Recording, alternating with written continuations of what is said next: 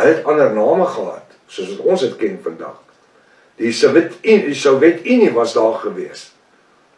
Dis waar jy meeste van hierdie Jode gegaan het, was eintlik na Duitsland toe, so omgewing, en dan die Sowjetunie het 'n klomp van hulle gevat.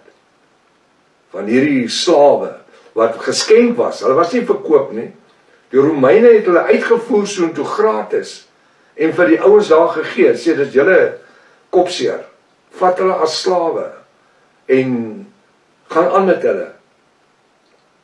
So verstaan ons die uittog van die Israeliete 70 na Jafashua, 70, 71, so in die volgende 3-4 jaar, die uittog van hulle, dan in die buiteland in Europa die Israeliete. Daar is baie min geskiedenis dat daar ooit enige Jode uitgevoer was, maar Israeliete. Ek gaan later bietjie meer praat oor die 12 seuns van Jakob. Want almal dink dat die 12 seuns van Jakob was die stam Israel gewees. Het was nie gewees, ek noem dit net sommer hierso met die verbygaan, dat jou eie huiswerk kan begin doen.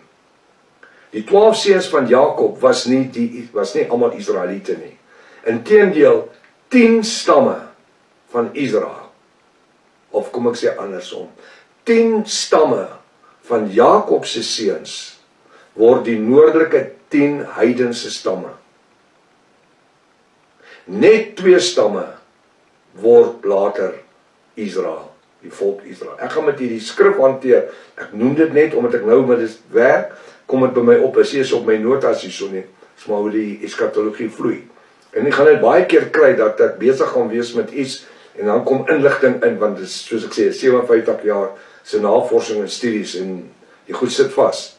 So as dit dan werk dat dit moet uitkom en Jaffa wil hê dit moet daar wees, gaan ek dit vir u gee sodat u dan 'n bietjie addisionele studies kan doen, want dis waaroor dit gaan. Dit gaan nie oor tyd verdryf nie. Dit gaan nie om te kyk wie's die beste nie. Dit gaan oor die feite van die Bybel. Want daar is soveel snerp wat gepromoveer word op die internet en deur spookpredikers en ander predikers as die waarheid. En deur godsdienstige instansies soos die Rooms-Katolieke Kerk en haar Babyloniese hoerdogters. Ek noem hulle so, want die Bybel sê so. Gaan kyk na Openbaring 18 vers 4. Hy sê kom onder haar uit, want hy gaan haar en haar dogters doodmaak. So wat is ek besig met hierso? Ek is besig met 'n werk. Ek is besig om vir die ewige lewe aan te bied.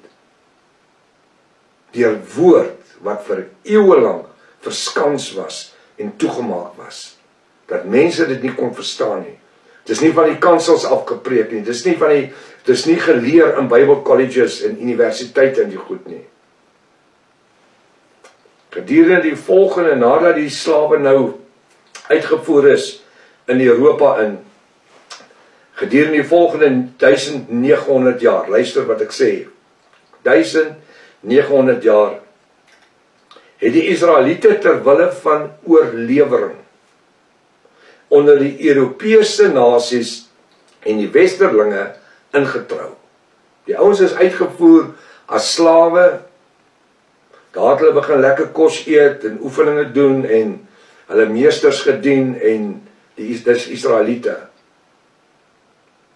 Daarso later aan het van hulle verlief geraak op westerlinge en Europeërs en van die Tsars se kinders, se meisiekinders en die tipe goed, en hulle het onderling begin introu. Wie? Die Israeliete wat as slawe uitgevoer was, wat basies weggegee was. Gedurende die volgende 1900 jaar. Nou, my tyd, hoe ek by 1900 jaar uitkom, dis plus minus, is van dat hulle vanuit Rome uitgevoer was, nadat Jerusalem verwoes was, 70 na Jafashua, totdat Israel begin terugkeer het, in 1948 na Israel toe.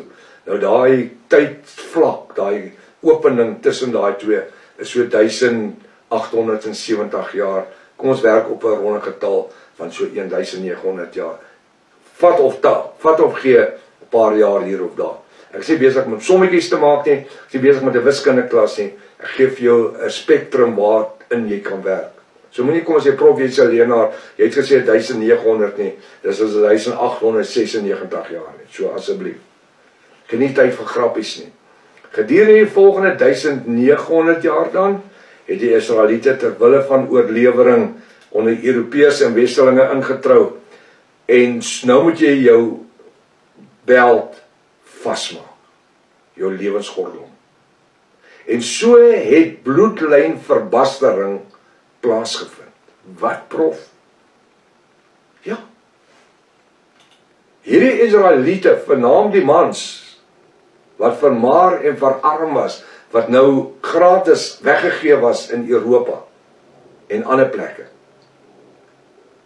Toe hulle begin introu onder die ander Europese en Russiese nasies, het 'n bloedlynverbastering plaasgevind. Want onthou een ding, die Israeliete was verskriklik gestel op hulle bloedlyn.